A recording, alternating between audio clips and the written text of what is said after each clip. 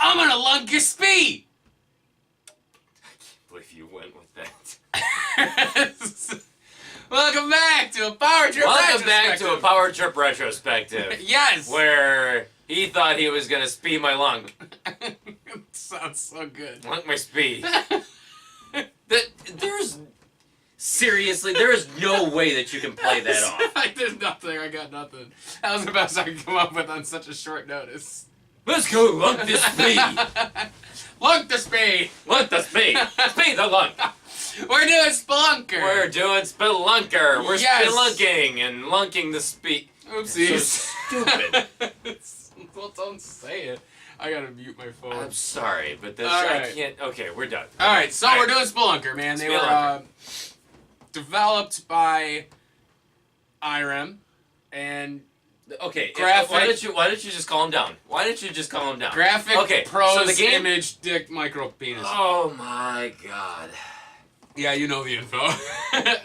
So the game was Spelunker was actually created by Tim Martin There you go. and Micrographic Image. Micrographic Image. It There we was go. actually in the United States, came out in 1987, and it was published by Broderbund, which Broderbund! those wonderful people that brought the wonderful game of Legacy of the Wizard. Hey! Yeah. They did something else really good too, didn't they? Broderbund? Broderbund. They did quite a few sure good did. games. Guardian Legend. There you go. Yeah. IREM as well. And, Was, and, the Metal game, Storm. and the game was actually developed by IREM Corp. Boom. So I IREM mean, was really good in so this you era. had and in the era actually well Broderbund doesn't really stand out as one of those elite publishers. They actually put out quite a few quality games. I mean they knew exactly what they were doing. They knew their capabilities, and it was actually a really good company. So I mean there was a lot of good stuff working for this game. Especially that early in the NES life cycle. Oh, very much so. They did a pretty good job Yeah. with what they had, with what they knew Oh, to do very with the much system. so. They knew how to push it. Mm-hmm. So I definitely give them props. Yeah. Broderbund was usually if you saw Broderbund, you knew your game was pretty good. You knew that you were top notch. Yeah. And if it was Broderbund game, you knew that you were in for at least a 32 to 64 character password. Jesus Christ, ain't that the truth? Yeah. At least not with this one. Nope. No passwords. So Spelunker, you're Splunky. You go through your cave. His guy. name is really Splunky. It's really Splunky. So you're a little dude. You're a little dude. Can't take a fall for shit. No. If he falls less than a foot, he dead. He Like, dead. He dead. But you're delving through these caves to get treasure and shit, and you're trying to make your way down so many. I can't remember how many floors. I think it was four. Four floors. Yeah. 4 floors to get the treasure. There's bats and ghosts and treasure. You really did not There's- like this game. I did. Well, there wasn't a whole lot really to it. There really was a lot to this game. So while you were spelunking, not only were you looking for treasure, but you had to. I've been watching Home Improvement. Yeah, all right, sorry. A little off track. I'll just sip my drink. Please sip it slowly so it shuts you up. So not only are you're spelunking and gathering up treasures and stuff, but then you're fighting off ghosts of past spelunkers. But then you also have to get air because as you're spelunking, you have an air meter, and the air meter is slowly going down. So you have to replenish your air, otherwise you will suffocate and you will die. Yeah. You're using bombs to then clear out rocks from your way as well too. And then there's special items like this random item where it could be additional points, it could be an additional bomb, an additional flare, or even a 1-up. So I mean, there's a lot of different things that you can collect. I really liked the backgrounds of the game as well too. It really made you feel like you were just spelunking in a cave. The background, i.e., just the black Well, ass. no, screen but behind you. like you're the platforming, Yes, the platforms and stuff like that. So I mean, not only were you walking around in the area, but you also had like parts where you were in a mine cart, and there's water in there as well too. So I mean, there was a little bit of everything in it. There was. So, anyways, so with that being said, why don't we get on into it? All right, man. Let's move on to difficulty. What did you feel this game was. What do you give it for difficulty? So here's where I have to throw in a little bit of a caveat. Motherfucker. Because the difficulty, I can only rank it based on that first revolution. Right. The first 4 floors. Because technically you beat the game after that, but the game itself has 6 levels of difficulty. I thought it was only 3 or 4. Was it really 6? And it says 6 on the back of the box. Christ! On the back of the box it says 6 levels of difficulty. So, so I can only base it off of that initial difficulty. That's fair. But I would honestly give this game for difficulty.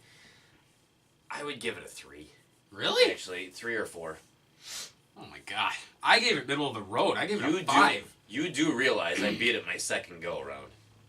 It only took me 2 times. I made it to the 3rd level the first time I played through. You sucked big time. Oh, I'm terrible. And then I beat the game. I feel like it took you 3. No, it didn't. But you also have to consider the fact that we've played it before. I have played it before. Yeah, That's right. we've played it in the past. Maybe I would up it to 4, but that's only based on the controls take some getting used to. That's why they are very. They're not great. They are very fine controls to where it's unnerving when you're on a rope because you have to push. What? You're right. Oh, that's why you're shaking your head. Yeah. No, it's because you have to push either left or right and then the jump button, but you have so much of a window where if you push left or right too long, you're gonna fall off the rope before you jump off the rope. Yeah, I remember being very, very frustrated with that. Oh yeah, that was honestly I think accounted for most of your deaths. It does, yeah. Was the fact that you had wiggle room on the rope. It wasn't just a straight up I grabbed it.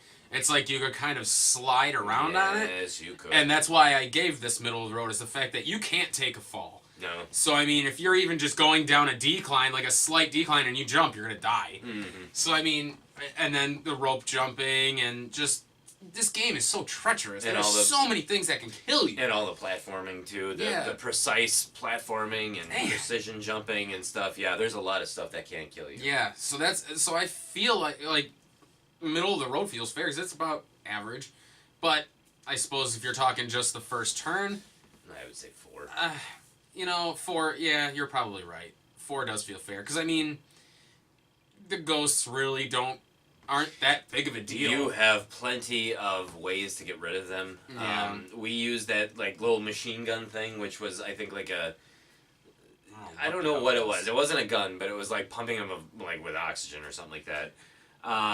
Whatever it was. But we never seemed to run out of those. So the ghosts, they just kind of became a nuisance versus something that you really had to worry about. The bats that just drop turds on you. That was funny. Those bats, they poop. And they poop a lot. Well, they sucked because you could shoot the flare at them to kill them, but then they just came right back as soon as their little graphic was done. Well, their animation. And it wasn't just that. You could shoot them and kill them with the flare, but as that star fell down, that star can kill you too. Their enemy, even though they're dead, they can still kill you if they touch you. Yeah. So that was frustrating. Very frustrating. The sprouts of stuff that come out of the ground, the stuff that comes out of the ceiling when you're on the minecart. Jesus Christ. This game is so treacherous. The hidden, platforms that you could fall through. It is, but that's what spelunking is all about. Spelunking is treacherous. You are just cave jumping and just exploring the grand. You're shaking your shoulders. You got lunked in the spee. That's why you don't like Spelunker, is because you got lunked. Hey, the guy from Super Pitfall does it. He does. Pitfall. He goes to the demon world. He does. Actually, in Super Pitfall, he went to the demon world. I watched Super Pitfall, after I watched this video to prepare for this. Oh, yeah. Yeah, just for funsies. That was a shitty game, too. It was. And the second half of the game, we had to play it glitched out. Yeah. That was so weird. But that's a different story for a different day. So, okay. So, difficulty 4? 4? I guess. 4 is There's no right. continues. 4? Yeah. No continues. You get, 3 lives? 4 lives? Yeah, you start with 3 lives. 3 lives? You start with 3 lives. Yeah, I guess. there is no continues. 4's right.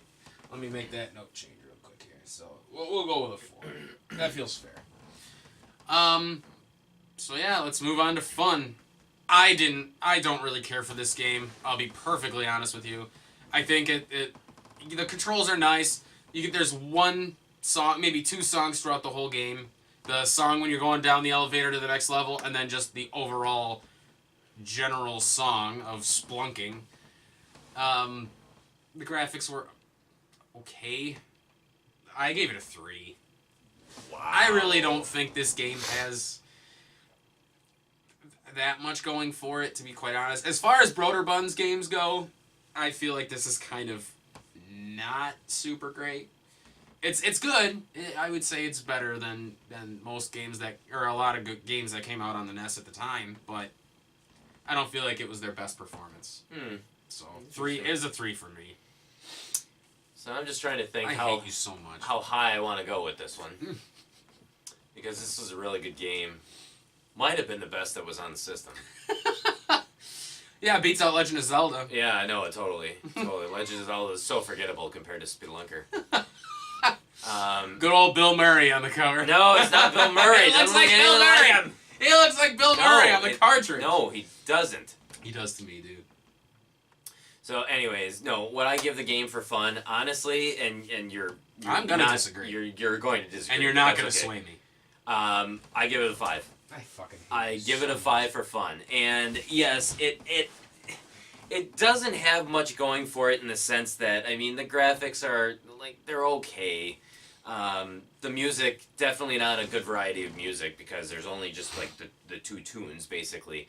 But the game has, honestly, it's got a lot of replayability because we only made it through 1 level of the difficulty, and there are several other levels of difficulty, even to the point to where I know one of the levels of difficulty, like basically you're doing it in the dark. Right. You do not have any lights. The key locations change.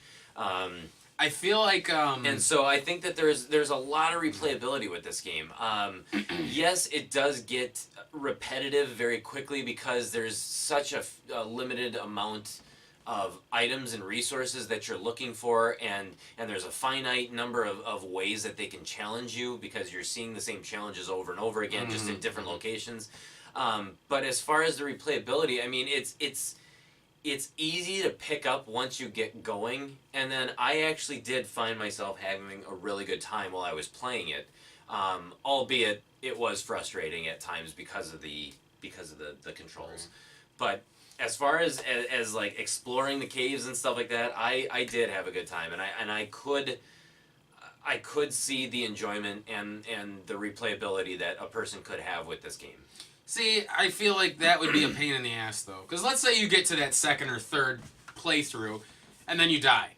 Well, now you have to go through the whole first 2 playthroughs again just to get back to that 3rd. That, after a while, would get extremely fucking irritating. Especially with no password feature, no save feature. So if they had done a password feature to where you could go to those different difficulties right away, instead of having to go through the first 2 runs of the game, it'd be different. I would actually give it a better fun. But to be honest, I mean, let's say you get to that 4th playthrough and you just, like, you come to a dead stop and you have to start all over. You're telling me you want to go through that game another 3 fucking times? You might. It's so frustrating. How frustrating is it when you're playing a game like Final Fantasy and you make it so far and stuff like that, and then you die without saving? Yeah, you're doing the same thing. See, at least with that, you can usually save it before a dungeon. You know what I mean? So you're can not save losing it at that any much time. time. Yes, I understand that. Spelunker, so that is different. it controls... I mean, I just... No. I feel like that alone, having to go through the playthroughs again just to get those different difficulties, knocks it down 1 thing for fun. Maybe. I really think it does. Maybe. But I Couldn't do it. But I could still pick this game up at any given time, and I would still have fun. Maybe not like trying to beat it or anything like that, but I could pick this game up and have fun playing it.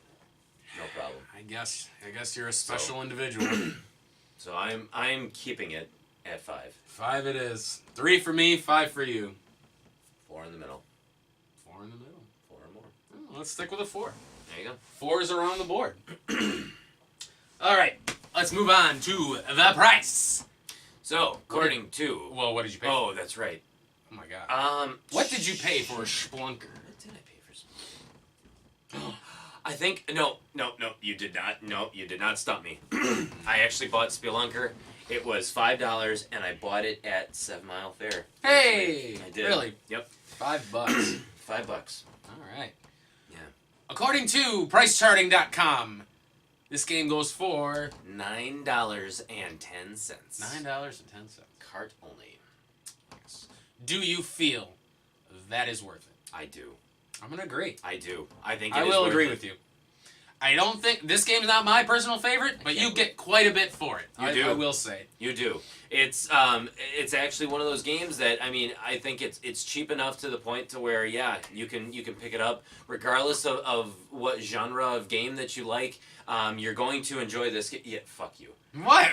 Stop it. I didn't say anything. Purposely tried to say genre. Yes. This is the first time. It's a power trip first. I consciously had to think about how I said it. You jerk.